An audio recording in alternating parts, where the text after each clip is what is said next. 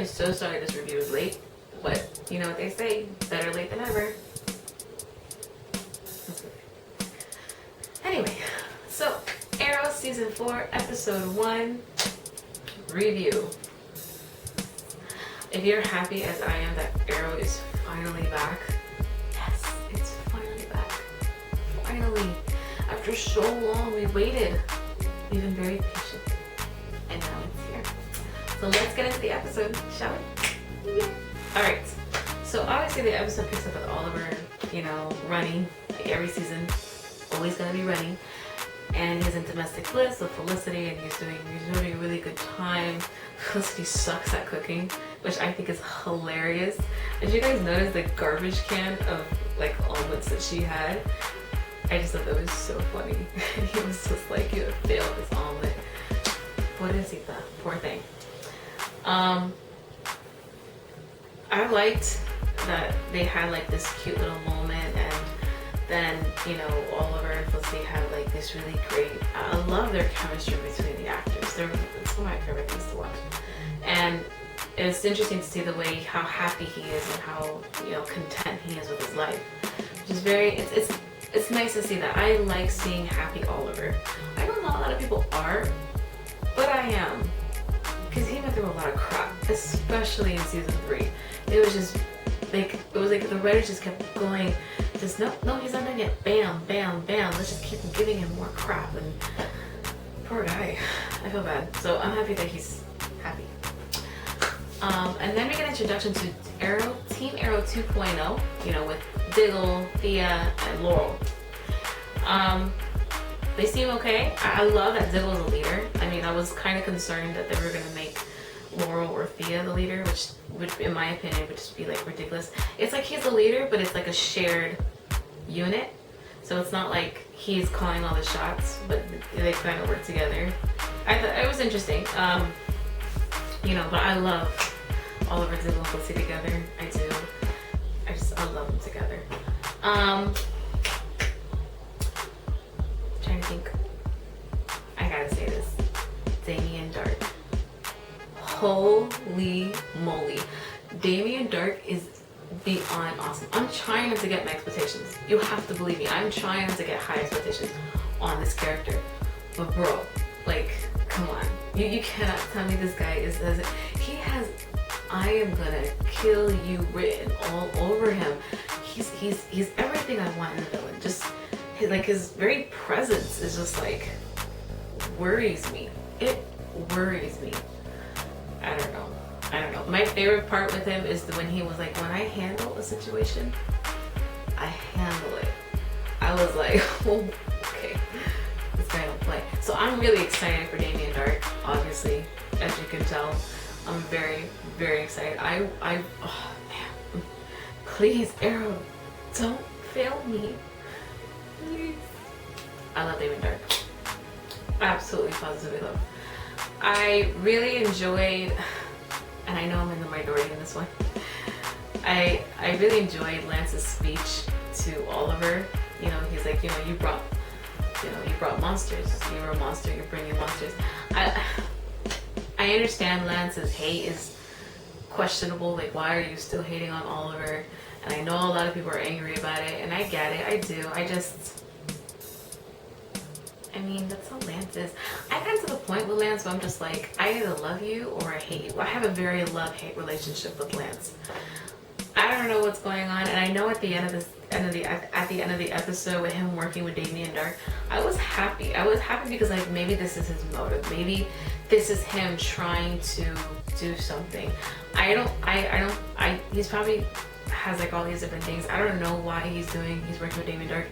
My opinion, it's blackmail. I mean, I would find it really hard to believe that Lance would willingly wanting to do this. So, wanting to work with Damien Dark. I don't know, but we'll see. We'll see what happens. The bromance. Alright. Oliver and Diggle are probably my favorite relationship out of the entire series. I love Oliver and Diggle. I love the bromance. I absolutely, positively love the bromance. So you can imagine my hurt at the end of season 3 when that bromance was just like split. It was really sad. I know I've noticed that a lot of fans were not happy with Ziggle.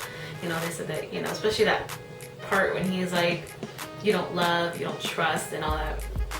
I don't think Ziggle 100% means what he says. I mean, he's hurt, yes, and I'm with Ziggle on this one. There's just certain things you don't do, and there's certain lines you don't cross, and one of them is family. And as much as I love my friends, and I love my friends, if they ever cross that line of family, well, yeah, I don't think we'll be friends for much longer. Anyway, I like that they didn't just bypass that. You know, I don't think that Ziggle is going to stay mad at Oliver forever. I don't think that he's going to be like, you know, anti-Oliver for the rest of the season. But I do think that the relationship has most definitely shifted. And I really do think that it's going to take a while before they can accept one another again and be friends again. It's just going to take a little longer than we were hoping for. But I do believe that it will happen. Flashbacks. Okay, guys. This is the second thing that I am very, very excited. First thing was Damien Dark, right? This is the second thing my expectations are like right here, and I'm trying not to get higher. I really am. But man, flashbacks. So we started off with him in Coast City, right? This is his beginning stages of being the Hood, and he sucks miserably. Just epic fail. And then Amanda Waller comes back. I think Amanda Waller's crazy, which is why I like seeing her. Homegirl's crazy. And she has a way of being like a classy crazy. Like she handles her craziness with class. You know, like her hair is never out of place. She's always has like a poise. I don't know. She's crazy, but I like her crazy. Anyway, at the ending of the flashbacks, we see he is back on the island, which makes me super excited. The flashbacks of season 1 and 2 were my absolute favorite. Season 3, I don't know what happened. I'm not gonna beat a dead horse. I don't know what happened. But season 1 and 2 flashbacks were amazing. I love the flashbacks. And it's great. I love when they have flashbacks, because when there's flashbacks, it's like we're having two shows. We have present day and then we have flashbacks. And they always do really well in doing like parallel to them. The writers were saying how this year, these flashbacks, that they're gonna, instead of trying to tie it into present day so much, their main focus was just to give a good story. And I'm hoping that that's true. I love when they tie in, but if they can't do that and they just want to give a good story, then give me a good story, because that's what I want to see. I'm seeing a lot of theories floating around. That's really exciting. Maybe in my next video I can share those theories. I don't know. We'll see. We'll see what happens. Because I'm really excited about these theories. I'm really excited about these theories. Olicity. Now, you know I gotta talk about it because it's part of the show now, so I'm gonna talk about it. They're adorable. Oliver and Felicity are just adorable with one another. I love their fighting. I love their, well, technically it was a fight, right? I love their openness with one another. I mean, like, it's crazy how open Oliver is now with Felicity in terms of his feelings and what he feels like for her. And I love that Felicity was working behind his back with the team. I thought that was hilarious, and how she just could not, she got bored out of her mind living in the suburbs. I thought that was so funny, and that could be very much Felicity, you know, and which is completely understandable. Why would a girl who has spent the last 3 years endangered and fighting crime and doing all these things, and now all of a sudden she's stripped from that? And how is she not gonna want that back? How is she not gonna want the thrill? It makes sense to me that she does. So I really, really like that.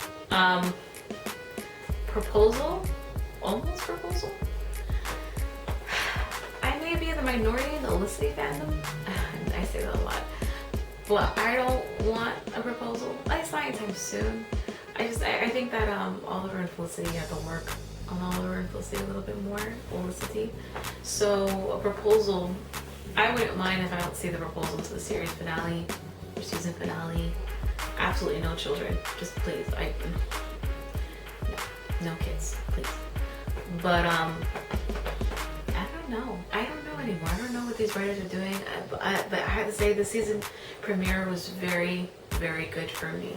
And are we gonna talk about like the last 2 minutes? We should talk about the last 2 minutes. So this is the first time ever that they did a flash forward on Arrow. Side note, I have never been a huge fan of flash forwards, and I'm really anti Destiny. You should know that. Hate Destiny card. I hate it. But bro, this flash forward had like gave me chills. It literally gave me chills. I was like, OMG, what is going on? I cannot believe this. And it was so funny. And I see like a lot of little jokes going around how Arrow's supposed to be lighter this year, and then we got a funeral scene right at the end of the first episode. So funny. As long as there are two characters that I will not be happy with if they kill off. Two characters. It shouldn't be that hard, I guess. If they do tend to kill off a character, like, make it worth it, you know what I mean? And make sure they stay dead. I have so many issues with these comic book shows in the sense of like death is a joke, and it should never be that way. Death should not be a joke. It's real. And they should treat it as such. It should be treated as real, as death. So my hope and feel for it is that they do that. You know, Arrow and Flash and Barry, of course, have like a quickie coming in and all that. So I don't know. We'll see. We'll see what happens with it. I really don't know. Truly. Before I forget, I'm still not a huge fan of Dibble's helmet. I'm just not. I'm sorry. Sorry, Dibble. I love you, Dibble. I love Dibble. But I'm not a fan of the helmet. Maybe if they would just cut off the cheekbone part and just leave this top on, I would be more happy. I would be happier. I don't know. I'm not a fan of the helmet too much.